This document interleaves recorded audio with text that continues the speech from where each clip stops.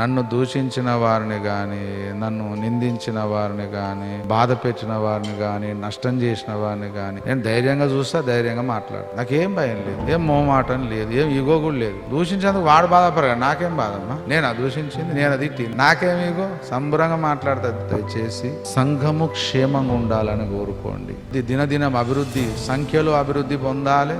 రెండవది ఆత్మీయతలో అభివృద్ధి పొందాలి. మనకు మనమే వేరే కూర్చుంటే సంఘం ఎట్లా అభివృద్ధి చెందుతుందమ్మా? తూర్పు పడమరలన్నీ ఒకటి కావాలి. యేసు ప్రభు అట్లా లేడు కదా బైబిల్లో. సాతానా ఎక్కడి నుండి వచ్చినావు? అరే ఏసే లెక్క మారదాం. మన సహోదరుడు మరణకరము కాని పాపము చేస్తే వేడుకుందాం, దేవుని దగ్గర బ్రతిమలాడుకుందాం.